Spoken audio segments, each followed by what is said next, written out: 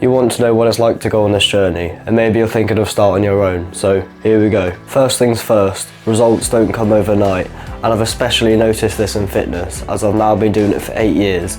You know, it's weird to think that I've been doing fitness for longer than I haven't been doing it. It's about finding the small wins. It's not about taking one massive leap, but small steps at a time, take it one step at a time, as I always say. So when you add that extra weight or you do that extra step, that's where you find the value. You've got to find the value in the small wins and not try to take one big leap at a time. Now, this video is about the reality of the grind, the hustle, whatever you want to call it. So this is what I'm about to give you an insight into. At first, it might just feel like you're going through the motions, but trust me, you've got to let those small victories build up to give you the end result that you're looking for. And the thing is, I understand that for business, it's the same.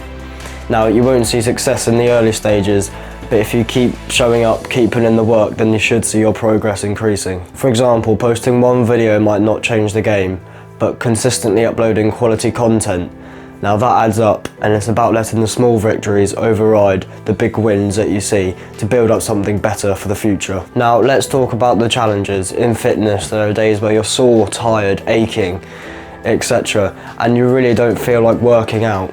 But what separates the ones from who succeed and the ones who quit is the fact, the ability to keep pushing through that feeling. No matter how you're feeling, you do it anyway. You do it regardless of what your body's telling you, and you ignore that and you keep pushing forward. When you push through that barrier, that's when the growth happens. In business, there are challenges too, whether it's a product that didn't turn out your way, or it's a client that isn't happy with your service. It's about building up that barrier and pushing through the challenges. Now, yes, you won't always get it 100% right, and that's the truth of it, but when you do fail, the key is to keep pushing forward and keep trying to succeed with whatever it is you're trying to do. Now, if you don't do that, that can lead to significant disadvantages, such as, you know, you're not building that resilience, and if you have a team maybe, then you just teach them to give up easily, and if they give up easily, then that can lead to ultimately your business failing. Now, it's not about, you know, like I say, the big wins. It's about, can you do small things consistently well, such as if you run a marketing agency, for example, can you keep, you know, those social media posts or whatever it may be for your clients consistent, rather than going, oh, I'll do a post here or do a post there, and because that doesn't build up trust with the clients that they're working with and their customers in general. The key is to learn from the discomfort, adapt and change with the struggle. Now, the next thing is the importance of patience and the long-term vision. Now, like I say, when I was 7 years old and I did my first YouTube workout, I was really impatient. I thought after one time maybe I'd have the abs that I was describing in the previous video, and that I'd look, you know, be really fit, really healthy, all the rest of it. Now, I learned very, very quickly that this doesn't happen, as over the years and years and years I've been doing this, I've learned that whether it's a new muscle you're trying to build or you're trying to start something in business, it's that you need to keep trying, and if you don't keep trying, then you'll just lose the gains. So for example, I did my 5-minute ab workout on YouTube for the first time at 7 years old, and I kept doing it, and I thought, oh, maybe after the first time I'll get them. Soon learned that's not the case. I kept doing it consistently, and after about 3 weeks I thought, yeah, you know, this work has actually paid off and I'm looking a bit better. And I've continued to do that throughout the rest of the 8 years, and trying to constantly improve and constantly build my body, build my mind for business, build whatever it is I'm trying to do to make myself as best as I can and provide the best quality for whoever it is I'm serving during that time. Now, that has been one of the most valuable lessons that I've learned so far, and it's the same in business. You can't expect immediate return in a day, a week or a month. You have to build up over time. Now, if you have any questions about your journey so far, feel free to drop them in the comments below, and I'll answer as soon as humanly possible. Whether you're trying to reach a wider audience, launch a new product or build your brand, it's about the ability to stay focused and stay patient. Now, if you can do both of these things, they should help you through the inevitable ups and downs that come along with your journey. Now, the next thing is setting goals and expectations. Now, I'd say when I was 7 years old, one of the biggest things I'd do was I would set myself goals and plans and have aspirations, but they weren't clear because the one element I was missing out of them for me was time.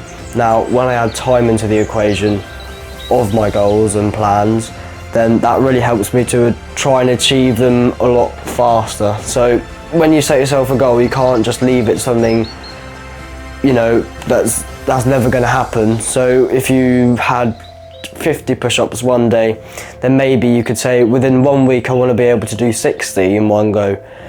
Now, you can't say I did 50 push-ups one day and now my goal is I want to do 150 in a week from now, because that's just not realistic. And maybe it is for you, maybe that might be, you might be thinking of something along those lines, but it's not just about what your goal is, it's about when you want to achieve it, because that really is the key. What I've found for me, that is the key to achieving them a lot quicker and a lot more efficiently. Now, if you don't have goals, you're going to find yourself losing motivation very quickly. Whether it's hitting a certain number or a personal best, it's good to always have something to aim for, something, you know, future aspirations, so you can always try to be aiming for something rather than wandering in the dark, not knowing what you're doing. Setting yourself a goal gives you an ambition, and that ambition will try to help you stop falling off track. If you don't do this, then you might find yourself getting distracted, like I say in previous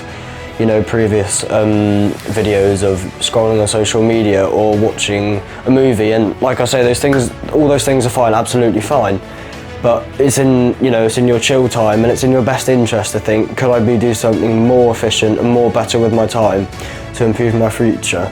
And by making these goals and aspirations, it gives you something to head towards, and with that direction, then you can get there more quickly. If you know where you're going, you can get there. If you don't know where you're going, how do you expect to get there? Now, in business, without clear goals, you don't know if you're making progress. As I'm always raising the bar, always trying to raise the expectation on myself to do better than I was the day before and the day before that.